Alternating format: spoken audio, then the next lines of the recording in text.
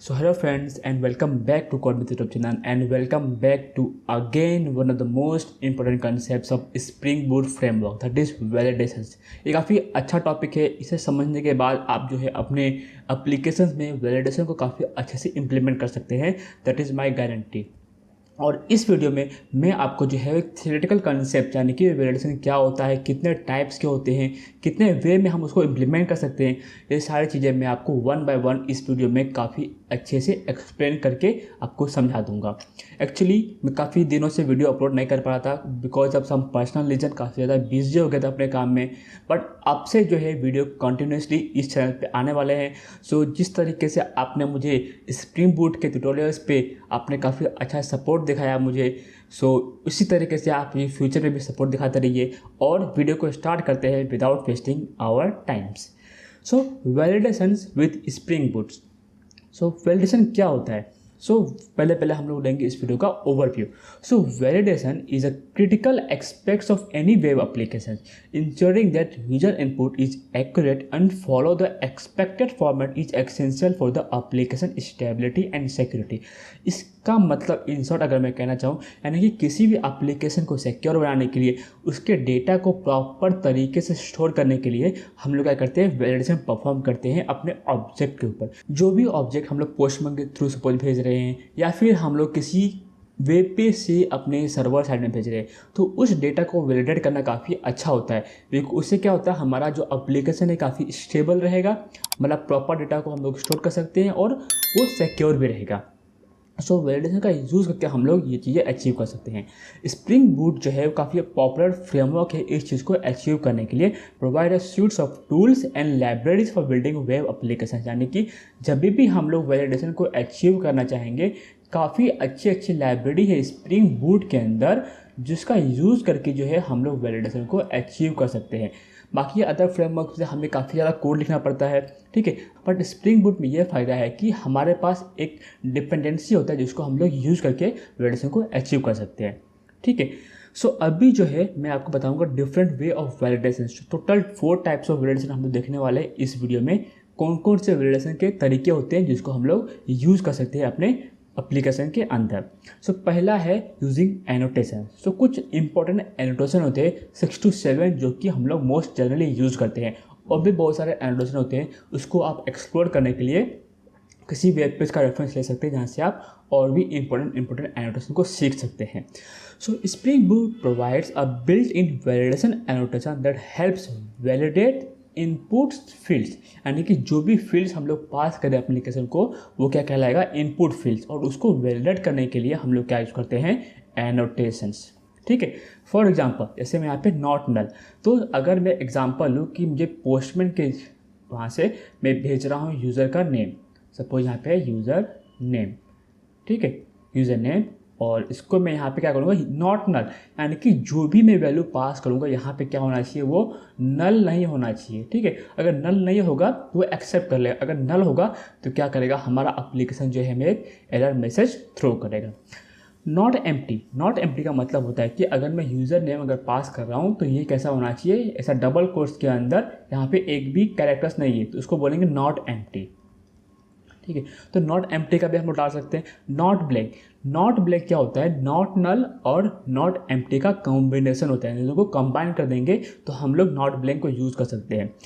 So suppose हमारे पास एक application है जिसमें हम लोग चेक करना चाहते हैं कि यूज़र का नेम जो है वो नल भी नहीं होना चाहिए और एम्प्टी भी नहीं होना चाहिए, तो उस केस में हम लोग डायरेक्टली जो है नॉट ब्लैंक का एनोटेशन हम लोग यूज़ कर सकते हैं और दोनों ही एनोटेशन को इसमें हम लोग अचीव कर सकते हैं, ठीक है। उस फंक्शनैलिटी को हम लोग अचीव कर सकते हैं। अगर वीडियो आपको पसंद आए तो वीडियो को जरूर लाइक कर दीजिए और चैनल को सब्सक्राइब किए बिना मत जाइए। सो नेक्स्ट मूव करते हैं हम लोग मीन पे एंड मैक्स पे। मीन क्या इंडिकेट करता है कि सपोज अगर हमारे पास एक हमने इंटीजर क्रिएट किया है, इंटीजर सपोज एज, तो उसका मिनिमम वैल्यू क्या होना चाहिए और मैक्सिमम वैल्यू क्या होना चाहिए, वो हम लोग यूजिंग मीन एनोटेशन और मैक्स एनोटेशन हम लोग डिक्लेयर कर सकते हैं।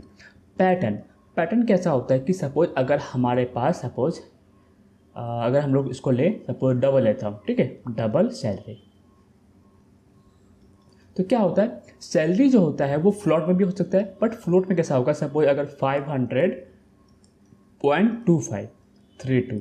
बट मैं चाहता हूँ कि जो मैंने सैलरी जो भेज रहा हूँ एज ए इनपुट फीस वो डेसिमल के बाद सिर्फ 2 डिजिट होना चाहिए। तो उस केस में हम लोग क्या यूज़ कर सकते हैं, पैटर्न का फॉर्मेट यूज़ कर सकते हैं, पैटर्न एनोटेशन यूज़ कर सकते हैं। तो जब भी हम लोग डबल सैलरी डिक्लेयर करेंगे उसके ऊपर हम लोग @पैटर्न, और इस पैटर्न में हम लोग अपना पैटर्न डिक्लेयर कर सकते हैं जो भी पैटर्न हमें अप्लाई करना है। सपोज डेसिमल के बाद 2 डिजिट होना चाहिए तो वो पैटर्न हम यहाँ पर डिक्लेयर कर देंगे। जब भी ये इस चीज़ को वायलेट करेगा, यानी कि यहाँ पे अगर हम देखेंगे डेसिमल के बाद कितना है, 4 डिजिट है, 2532, तो इस केस में हमारा एप्लीकेशन जो है वो हमें एरर थ्रो करेगा और एरर हमें डिस्प्ले करेगा।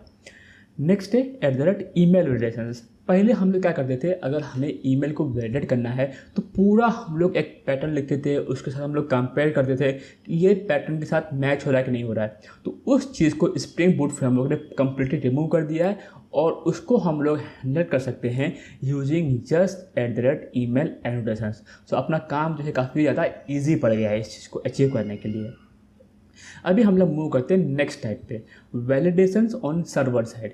सर्वर साइड में कैसे वैलिडेट करेंगे, यानी जो एप्लीकेशन है वहाँ पे हम लोग किस तरीके से वैलिडेट कर सकते हैं। तो server side validations ensure that any malicious और malform data is caught before it is processed और stored in our database which is essential for application security and stability.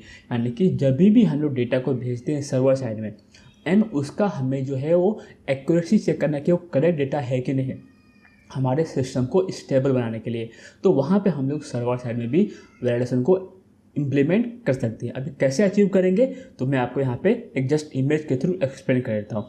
यहाँ पे आप देखेंगे तो एक मैंने टेस्ट कंट्रोलर डिक्लेयर किया है, रिक्वेस्ट मैपिंग यानी कि पाथ जो रहेगा उसका यूजर्स रहेगा, और यूजर्स के बाद मैंने यहाँ पे एक यूज़र को क्रिएट कर रहा हूँ। तो जो भी मैंने यूज़र का क्लास क्रिएट करेगा उस क्लास का यूज़ करके उस पर मुझे वैलिडेशन परफॉर्म करना है। तो मैं क्या करूँगा, जो भी रिक्वेस्ट बॉडी एक्सेप्ट कर रहा हूँ उसके आगे जस्ट मुझे @वैलिड एनोटेशन को यूज़ करना है। क्या यूज़ करना है, @वैलिड एनोटेशंस। एंड जैसे हम लोग ये यूज़ करेंगे एंड कुछ भी क्राइटेरिया अगर मिसमैच होता है तो हमें ऑटोमेटिकली हमारे वेब पेज पे एरर जो है वो डिस्प्ले हो जाएगा। ठीक है, अगर सब कुछ सही है तो हमारा क्या हो जाएगा, यूज़र क्या हो जाएगा, क्रिएट हो जाएगा और हमें मैसेज आ जाएगा user created successfully. But in case अगर वो फेल होता है तो आप यहाँ पे देखेंगे validation failed for arguments in public, this is the message जो है वो हमें डिस्प्ले हो रहा है। और पाथ क्या है, /यूजर, बिकॉज इसका पाथ अगर चेक करेंगे क्या है, /यूजर्स। तो इस बात पे हमें जो है हमारा वैलिडेशन फेल हुआ है। तो ये कैसा है, ये थोड़ा जेनरिक है, मतलब ये हमें प्रॉपरली इंडिकेट नहीं करता कि कौन से फील्ड के लिए हुआ है, क्या हुआ है, ये हमें देखने में थोड़ा अजीब लगता है। तो इस चीज़ को हम लोग और भी अच्छे तरीके से दिखा सकते हैं अपने एप्लीकेशंस में। सो ये अपकमिंग जो स्लाइड्स रहेगा वहाँ पे मैं आपको इस चीज़ को एक्सप्लेन करूँगा कैसे हम लोग proper message human readable format में डिस्प्ले कर सकते हैं। ठीक है, सो ये हमारा third point, providing meaningful error message. यानी कि अगर आप पहले का स्लाइड देखेंगे यहाँ पे जो भी मैसेज मैंने डिस्प्ले किया है वो मीनिंगफुल नहीं है, मतलब हमें को समझ में नहीं आता।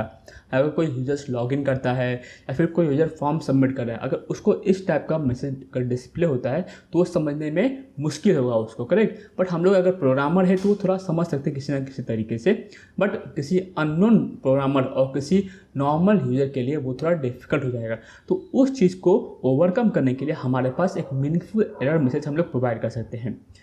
So when validation fails, it is essential to provide clear and concise error messages that describe what went wrong and how to fix it. This helps user quickly understand what they need to do to correct their inputs and reducing frustration and error. यानी कि जब भी वो application में कुछ perform कर रहा है एक्शंस तो उस एरर मैसेज को वो समझ सके और उस चीज़ को वो रेक्टिफाई कर सके। ठीक है, अभी कैसे अचीव करेंगे, तो सपोज मेरे पास एक यूजर का डेटियो है, एक यूजर का मैंने क्लास क्रिएट किया, पब्लिक क्लास। ठीक है, इसमें मैंने टोटल 3 फील्ड डिक्लेयर किए, आप चेक करेंगे, नेम है यहाँ पे, ईमेल है यहाँ पे और एज है। तो मैंने क्या डिक्लेयर किया, नेम, एज और ईमेल। सपोज इसको मैं JSON के थ्रू पास कर रहा, तो यहाँ पे सपोज डबल कोट्स आएगा। ठीक है, डबल कोट्स आएगा यहाँ पे। ठीक है, अभी देखिए स्ट्रिंग नेम है तो नेम में सबको मैं पास करता हूँ यहाँ पे ऋषभ, जो कि मेरा नाम है। ठीक है, यहाँ पे कॉमा, एज में सपोज पास करता हूँ 26 और ईमेल में पास करता हूँ abc@gmail.com। ठीक है, ये हो गया। यहाँ पे अब कॉमा आ जाएगा। अभी देखिए क्या होगा, जैसे ही नॉट ब्लैंक, तो मैंने क्या कहता, नॉट ब्लैंक जो है वो एम्प्टी भी चेक कर लेगा और नल भी चेक कर लेगा। तो इस केस में ना ये एम्प्टी है ना ही नल है, तो ये क्या हो जाएगा, पास हो जाएगा। ईमेल के लिए सपोज ईमेल का अगर मैं यहाँ पे डालता हूँ वैलिडेशंस और मैं यहाँ पे @gmail, यहाँ पे जीमेल निकाल देता हूँ, तो ये क्या हो जाएगा, नॉट वैलिड। ठीक है, ये वैलिड नहीं है ईमेल एड्रेस, तो उस केस में क्या हो जाएगा, इनवैलिड ईमेल एड्रेस। अगर ये वैलिडेशन फेल हुआ तो अगर इसको मैं ब्लैंक पास करता हूँ तो email must not be null, ये मैसेज मुझे वेब पेज पे दिखाई देगा। थर्ड है एज का। जैसे मैंने आपको बताया था, हम लोग अगर नंबर्स के साथ अगर खेलना है और minimum and maximum value declare करना है तो हम लोग क्या कर सकते हैं, @min annotations and @max annotations. अब एक चीज़ नोटिस करेंगे, जो भी हम लोग एनोटेशन ह्यूज़ कर रहे हैं ना, उसके बाद एक मैसेज का एक कुछ वैल्यू है। यहाँ पर भी देखेंगे मैसेज, यहाँ पर देखेंगे मैसेज। तो यही मैसेज का काम है कि ह्यूमन रीडेबल फॉर्मेट में हम लोग एरर मैसेज को दिखाएं, ह्यूमन रीडेबल फॉर्मेट में। ठीक है, जो कि पहले स्लाइड में मैंने आपको दिखाया था, वो यूज़र के लिए काफ़ी इजी नहीं है समझना। तो उसको समझने के लिए, इजी बनाने के लिए हम लोग जो यूज़ करते हैं वो हम लोग मैसेज करके एक वैल्यू यूज़ करते हैं और उसके अंदर हम लोग वैल्यू पास करते हैं जो भी मैसेज हमें दिखाना है। सो यहाँ पे मिनिमम एज जो है वो 18 है, मैक्सिमम एज जो है वो 99 है और मैंने यहाँ पे मैसेज दिखा दिया। तो अगर मैं एज पास करूँगा 17 तो मुझे आएगा मैसेज ये वाला। अगर मैं एज पास करूँगा 100 तो मुझे आएगा मैसेज ये वाला। अगर मैंने नल पास किया तो मुझे मैसेज आएगा ये वाला। ठीक है, लेस देन 18 के लिए ये आएगा, ग्रेटर देन 100 के लिए ये वाला मैसेज आएगा, नल के लिए ये वाला आएगा। तो इस तरीके से हम लोग मैसेज को डिक्लेयर कर सकते हैं। अभी इसको मैं आपको कोड के थ्रू एक्सप्लेन करता हूँ। फॉर एग्जाम्पल यहाँ पे आप देखेंगे रेस्ट कंट्रोलर मैंने डिक्लेयर किया, रिक्वेस्ट मैपिंग में मैंने यहाँ पे पाथ डिक्लेयर किया। ठीक है, यहाँ पे मैं क्या कर रहा हूँ, यूजर को क्रिएट कर रहा हूँ। तो यहाँ पे मैं @valid एनोटेशन को यूज़ कर रहा हूँ। सिमिलर है, जैसा मैंने आपको पहले वाले स्लाइड में बताया था, सिमिलर यहाँ पे यूज़ कर रहा हूँ। बट यहाँ पे एक कोड में डिफरेंस है। यहाँ पे जो ये एक्स्ट्रा कोड है ये यहाँ पे आ गया है और एक और चीज़ यहाँ पे बाइंडिंग रिजल्ट करके आया है। तो बाइंडिंग रिजल्ट क्या होता है, रिजल्ट्स को बाइंड पकड़ के रखता है, यानी कि जो भी वैलिडेशन फेल होगा इस एनोटेशन को यूज़ करने पे वो सारे हम लोग यहाँ पे स्टोर करते हैं। ठीक है, अब यहाँ पे देखेंगे results.hasError, ये तभी ट्रू होगा जब ये वैलिड एनोटेशन जो यूज़ किए उसके बेसिस पे कोई भी वैलिडेशन हमारा फेल होता है। तो यहाँ पे हैज़ एरर में ट्रू आएगा और जैसे ट्रू आएगा मतलब हमारा वैलिडेशन क्या हुआ, फेल हुआ है। और फेल होगा तो हम लोग उसमें से results.getAllErrors और उसको हम लोग कलेक्ट कर लेंगे और उसको हम लोग बॉडी में भेज देंगे। ठीक है, एज अ रेस्पॉन्स। तो ये हमारा रेस्पॉन्स हो जाएगा जिसको हम लोग भेज रहे हैं यूजर्स को। अगर सपोज हैज़ एरर आया फॉल्स, क्या आया, फॉल्स आया। फॉल्स आया मतलब जो भी हमने इनपुट फील्ड्स पास किया अपने एप्लीकेशन को, उसमें किसी भी तरीके का इशू नहीं है, तो हम लोग सक्सेसफुली उसको डेटा में सेव कर लेंगे। यहाँ पे क्या कर लिया, हम लोग सेव कर लिए और हम लोग क्रिएटेड एज ए स्टेटस और हम लोग ये जो है एक मैसेज भेज दे रहे हैं। तो इस तरीके से हम लोग जो है वेब पेज पे एरर मैसेज दिखा सकते हैं बाय यूजिंग दिस टेक्निक्स। अभी नेक्स्ट और फाइनल जो है वो है यूजिंग I18N। इसका मतलब होता है इंटरनेशनलाइजेशन। सो I और इंटरनेशनलाइजेशन में टोटल 18 बीच में आते हैं और लास्ट में N आता है। तो इस तरीके उसको हम लोग रिप्रेजेंट करते हैं I18N। ठीक है, so when validation fails, it is essential to provide clear and concise error messages that describes what went wrong and how to fix it. Same thing जो मैं आपको पहले explain कर दिया। This helps user quickly understand what they need to do, correct their inputs, reducing frustration and error. ये same चीज़ मैंने पहले भी आपको explain कर दिया। अब इसमें आप नीचे देखेंगे आपको एक कुछ मैसेज डॉट प्रॉपर्टीज़ आपको दिखाई देगा। ये जो मैसेज डॉट प्रॉपर्टीज़ है इसको हम लोग रिसोर्सेज करके एक फोल्डर होता है स्प्रिंग बूट एप्लीकेशन के अंदर, वहाँ पे हम लोग मैसेज डॉट प्रॉपर्टीज़ जो है वहाँ पे हम लोग डिक्लेयर करते हैं। ठीक है, मैसेज डॉट प्रॉपर्टीज़, और इसके अंदर हम लोग मैसेज को डिक्लेयर कर सकते हैं कि यूज़र का नेम का रिक्वायर्ड जो है उसमें हम लोग ये मैसेज डिक्लेयर करेंगे। तो आप पहले वाले स्लाइड में देखेंगे यहाँ पे हम लोग इसके आगे मैसेज जो है इसको डिक्लेयर करें। तो इसी मैसेज को यहाँ पे ना दिखाते हुए हम लोग क्या करेंगे, इस तरीके से डिक्लेयर कर सकते हैं मैसेज और प्रॉपर्टीज़ के अंदर। सो मैंने यहाँ पे ऐसे नेम के लिए डिक्लेयर किया, ईमेल के लिए डिक्लेयर किया और एज के लिए डिक्लेयर किया। अब इस चीज़ को कोड में कैसे यूज़ करेंगे, अपने जो पोजो क्लास क्रिएट किए थे DTO, तो वहाँ पे मैं आपको दिखाता हूँ। सो अभी मैं आपको जो है एक चीज़ और बताने वाला हूँ कि message_xx, इसका मतलब ये जो xx होता है ये बेसिकली एक लैंग्वेज का कोड होता है जो कि प्री डिफाइंड होता है। तो सपोज अगर मुझे फ्रेंच लैंग्वेज में इम्प्लीमेंट करना है एरर मैसेज को, तो मैं कुछ इस तरीके से _fr डिक्लेयर करूँगा और हमारा सिस्टम में उस चीज़ को डिक्लेयर करना पड़ेगा, ठीक है। उसके बेसिस पे ही हम लोग ये चीज़ों को अचीव कर सकते हैं। सो अभी हमारे एप्लीकेशन में कैसे यूज़ करेंगे, तो जो क्लास मैंने पहले डिक्लेयर किया था वहाँ पे मैंने मैसेज के आगे डायरेक्ट मैंने मैसेज डिक्लेयर किया था। बट अभी क्या करूँगा, मैं कर्ली ब्रेसेस के अंदर जो भी मैंने प्रॉपर्टीज़ का की डिक्लेयर किया था वो मैं यहाँ पे की पास करूँगा। क्या पास करूँगा यहाँ पे, की। तो जब भी हमें कोई एरर मैसेज थ्रो करेगा तो हम लोग इसका की ये नहीं दिखाएंगे, हम लोग अभी इसका हम लोग वैल्यू दिखाएंगे, ठीक है। यानी कि यूजर आई डी रिक्वायर्ड, तो हम लोग दिखा सकते हैं कि हाँ यूज़र जो है नेम इज़ रिक्वायर्ड, तो ये मैसेज हमें वेब पेज पे दिखाई देगा, हमें पोस्ट में भी दिखाई देगा, ठीक है। ना कि user.id, यानी कि user.id.required ये हमें दिखाई नहीं देगा, ठीक है। नोट ब्लैंक के केस में भी हो सकता है, ईमेल के केस में हो सकता है, एज के केस में हो सकता है। तो ये सब चीज़ें जो है वो काफ़ी इंपॉर्टेंट चीज़ें हैं, इस तरीके से हम लोग वैलिडेशन को अचीव कर सकते हैं। तो ये हमारा है यूजिंग message.properties फाइल के थ्रू। तो हमने टोटल 4 देखे थे। एक नॉर्मल था अपना वैलिडेशन के थ्रू, जिसमें हम लोग @valid यूज़ कर सकते हैं। दूसरा था कि हम लोग किस तरीके से प्रॉपर मैसेज को दिखा सकते हैं। तीसरा था कि मैसेज जब दिखा रहे हैं तो उसको किस तरीके से, यानी कि इंटरनेशनलाइजेशन फॉर्मेट को यूज़ कर सकते हैं मल्टीपल लैंग्वेज को सपोर्ट करने के लिए, ठीक है। तो ये हम लोग देख लिए। प्रोवाइड मीनिंगफुल एरर मैसेज ये भी देख लिए। वैलिड एनोटेशन, यानी कि सर्वर साइड हम लोग वैलिडेट कैसे करेंगे, और एक हम लोग देखे थे यूजिंग एनोटेशंस।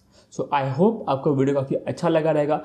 अगर आपको वीडियो पसंद आया तो वीडियो को जरूर लाइक कीजिए, चैनल को सब्सक्राइब किए मत जाइए, और भी मुझे अच्छे से सपोर्ट दिखाइए जैसे आपने मुझे प्रीवियस वीडियो पे दिखाए थे। सो मिलते हैं नेक्स्ट वीडियो में, इसका हम लोग इम्प्लीमेंटेशन कवर कर लेंगे।